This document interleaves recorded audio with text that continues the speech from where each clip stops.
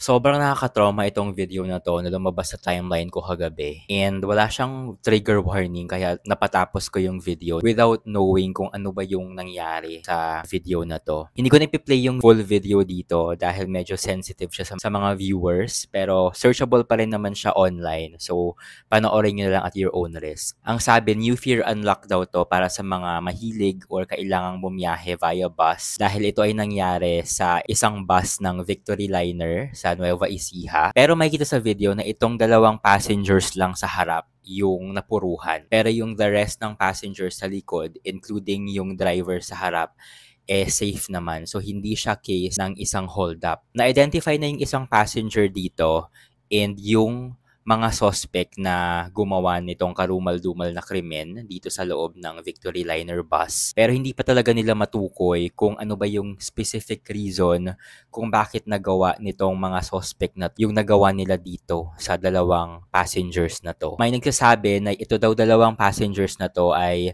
parang businessman or may problema daw sa lupa and ang reason nila kaya siya nakasakay sa Victory Liner bus na yan papuntang Metro Manila ay para pumunta kay Tulfo para magreklamo. Kaya daw ginawa nung dalawa yung krimen na yon.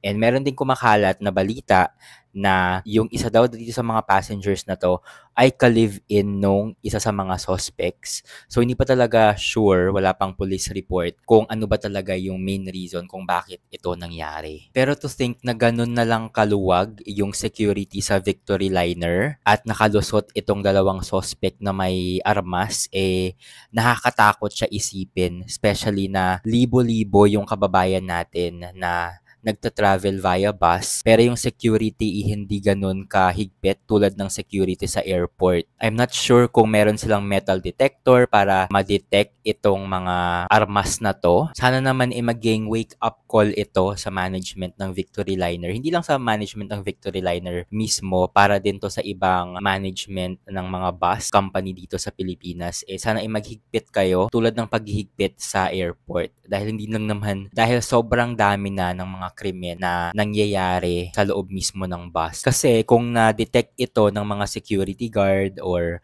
kung meron kayong metal detector, sana man lang nahuli or naagapan at hindi na nangyari itong incident na to. Sobrang disturbing panoorin nung actual video ng nangyari, pero how much more dito sa mga passengers, especially doon sa driver na talagang sa harap niya mismo ginawa yung krimen. Baka habang buhay nilang dalihin itong trauma na na-experience nila dito sa Victory Liner bus na to. At sana ay mahuli itong dalawang suspect na to at matukoy kung ano yung reason kung bakit nila nagawa to. Para na din mabigyan ng hustisya yung mga pamilya ng mga victims.